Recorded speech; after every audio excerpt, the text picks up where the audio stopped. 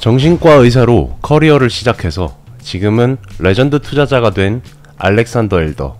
워렌 버핏이나 레이 달리오와 같은 유명한 투자자와 비교해도 손색이 없는 이 투자자가 아주 극찬하고 인정한 단 두 가지 지표로 승률 90% 이상을 유지하고 있다는 이탈리아 트레이더가 있습니다.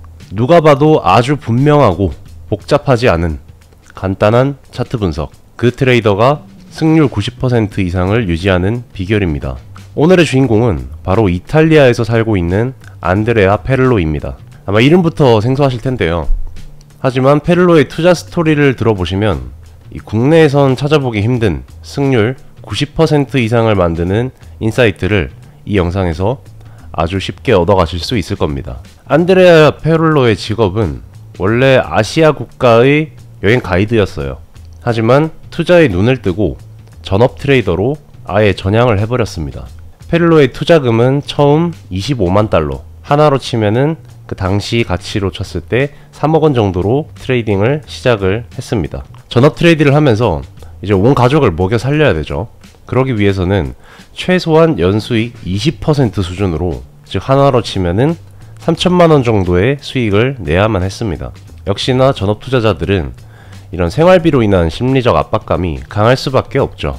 근데 도대체 어떤 매매법이길래 이 한 번의 트레이딩 셋업에서 단 두 개의 지표만을 써서 승률 90% 이상을 유지하는가, 그리고 어떻게 생활비 이상의 수익을 벌어들였는가, 그 부분에 대해서 지금부터 본격적으로 말씀을 드려볼까 합니다. 안드레아 페를로는 총 3가지 지표를 굉장히 신뢰한다고 해요. 그리고 한 번 트레이딩 셋업에서, 즉 한 번 매매할 때 그 중에 딱 2개의 지표만을 신뢰하고 진입을 한다고 합니다. 그 3가지 지표가 뭐냐? 첫 번째로 지지저항, 두 번째 피보나치 되돌림, 세 번째 MACD, 이렇게 3가지입니다. 이 중에서 한 번의 매매에 딱 2개만 골라서 사용하는 거죠. 뭐 그렇게 특별한 지표도 아니죠. 근데 이 평범한 지표들을 어떻게 조합해서 사용을 했는지 이 페를로의 실제 거래 내역이 공개되어 있습니다.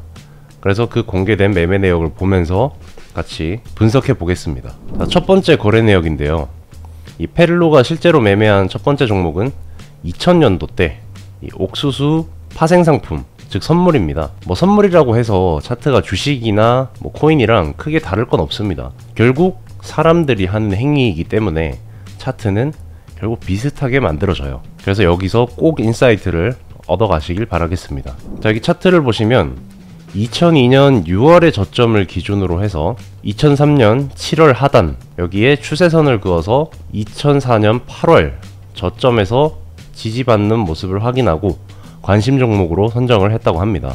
또 월봉상 쌍바닥, 즉 캔들 쌍바닥이 형성된 모습으로 여기서 추세 전환을 기대해도 되겠다 라고 판단하고 매수 관점으로 타점을 이제 막 잡기 시작한 거죠.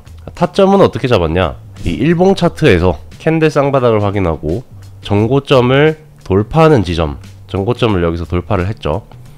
그래서 이걸 확인하고 2.286달러 여기에 진입을 해서 이제 돌파 매매를 공략했습니다.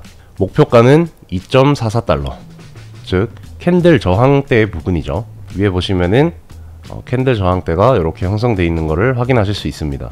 손절가는 지지보다, 여기 지지라인보다는 조금 아래인 2.23달러로 셋업을 한 걸로 확인이 됩니다. 손익비는 7대2 수준으로 이 정도면 엄청난 거죠. 자, 결과를 한번 보겠습니다. 전고점을 돌파하고 예상대로 추세가 나오는 듯 했으나 2.34달러 부근에서 저항을 받기 시작하죠. 그리고 손절가에 먼저 도달을 해버렸습니다. 자, 승률 90% 이상이라 해놓고 손절난 매매를 보여드리니까 당황하셨을 거라 생각을 합니다. 사실 승률 90% 이상의 레전드 트레이더라도 손실이 날 수 있다 라는 거를 알려드리고 싶어서 이 페를로의 매매 중에 손실난 매매 내역을 제가 일부러 가져와 봤습니다. 손실난 매매에서 우리는 가장 많은 인사이트를 얻을 수 있거든요. 그래서 이 거래 내역에서 좀 큰 교훈을 얻어가시고 이제부터 두 번째로 보여드릴 거래 내역에서 페를로가 계속해서 수익을 내는 그 기법이 뭔지 살펴보도록 하겠습니다. 이번 매매는 2004년 8월에 은 차트, 실버죠. 실버 차트에서 이 공매도 전략을 취한 사례입니다. 자, 공매도라고 해서 별다를 건 없습니다. 그냥 차트를 거꾸로 뒤집으면은 매수하는 전략이랑 똑같은 거예요.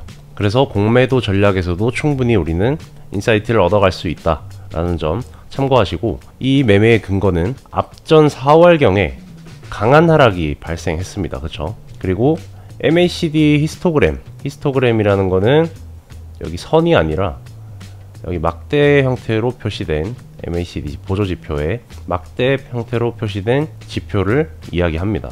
그래서 이 MACD 히스토그램이 신저점을 갱신을 했기 때문에 이 당시에 안드레아 피를로는 여전히 하락 추세가 지속 중이다 라고 판단했다고 합니다. 그러니까 지금 이렇게 올라가고 있는 게 그냥 반등일 뿐이다 라고 생각했다라는 거죠.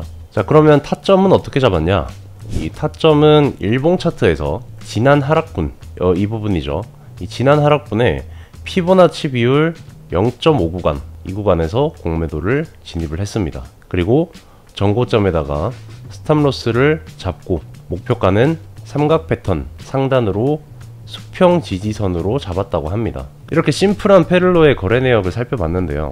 지난 3년간 1000%의 수익률을 달성하게 만들어줬던 이 파동에너지 이론을 적용해 보면은 어떻게 될지 한번 분석해 보겠습니다.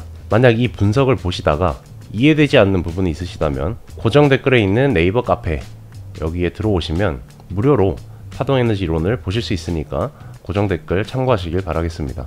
자, 같은 옥수수 차트 월봉입니다. 아까 손실난 그 매매죠. 자, 파동상으로 보면은 뭐 아무런 방향성이 관측되지 않아요. 그냥 횡보하는 거죠. 그래서 딱히 매매를 할 이유가 없습니다.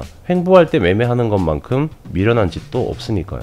그 다음에 뭐 주봉을 보면은 스토캐스틱 과매도 구간에 빠져가지고 이 하락 추세가 여전히 강하게 작용하고 이 힘이 완전히 해소되지 않았음을 나타냅니다. 만약 반등이 나오더라도 추세 전환은 어렵다라고 보시면 되는 거죠. 그래서 차라리 반등 나오면은 공매도 포지션을 취하는 게 훨씬 더 유리했을 것이다 라고 판단을 해볼 수 있겠습니다. 자, 마지막으로 일봉도 한번 살펴볼게요. 자, 대파동에 봉우리가 형성되면서 캔들 위로 이평선들이 완전히 역배열 상태죠. 이 모든 이평선들이 저항대로 작용을 하게 됩니다. 이런 경우에는. 그리고 추세를 전환시킬 만한 상승 힘, 이 힘 자체가 전혀 쌓이지 않아서 이 기적적으로 뭐 V자 반등을 노리기는 전혀 어렵다 라고 생각을 하시면 되겠습니다. 결론적으로 이 파동에너지 이론으로 분석한다면 이 구간에서는 도저히 매수 전략을 취할 근거가 없고 오히려 차라리 반등에 공매도 전략을 취하는 게 훨씬 유리하다는 판단입니다. 자, 두 번째 매매도 파동에너지 이론을 적용해서 분석을 해보겠습니다. 자, 우선 일봉 차트 먼저 확인해 보겠습니다.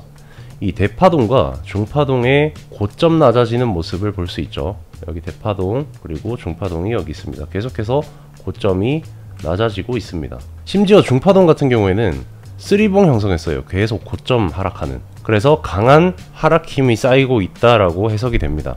자, 이제부터가 중요합니다. 자, 하방 힘이 뚜렷하다면 우리도 이 페를로처럼 공매도 전략을 취해야 할 텐데 어디서 어떻게 타점을 잡아야 하는지 아주 중요한 패턴 하나를 제가 이번 영상에서 풀겠습니다. 지금 아주 강력한 추세를 뽑아내는 파동에너지론의 핵심 패턴, 이게 뭐냐?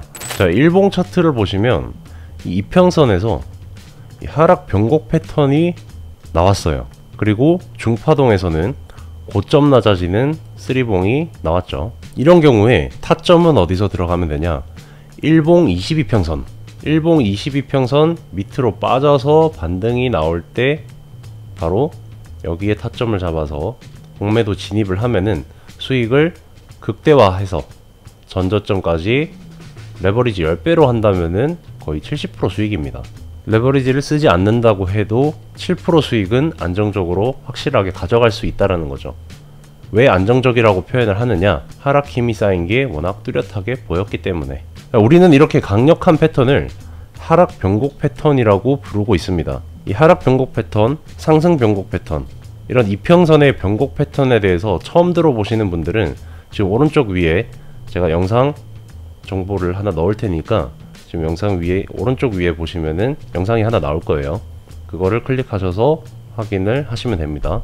정말 자주 나오는 패턴이라서 제가 정리를 해둔 거니까 꼭 기억해 두시길 바라겠습니다. 자, 지금까지 이탈리아의 유명 트레이더 안드레아 페를로의 매매법과 그 매매법을 파동에너지 이론을 적용해서 분석해 봤습니다. 영상 처음에 말씀드렸던 이 안드레아 페를로의 투자 철학 기억나시나요?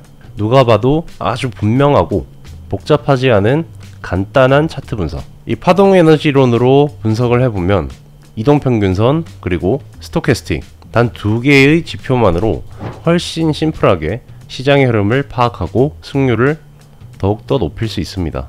페를로는 MACD, 피보나치, 그리고 추세선 등을 활용한다곤 하지만 사실 감각적인 부분에 많이 의존하는 것 같았어요. 이런 감각적인 부분에 의존해서 매매를 하다 보면은 결국 자기 컨디션, 이 컨디션에 따라서 매매 결과가 굉장히 많이 좌지우지 됩니다.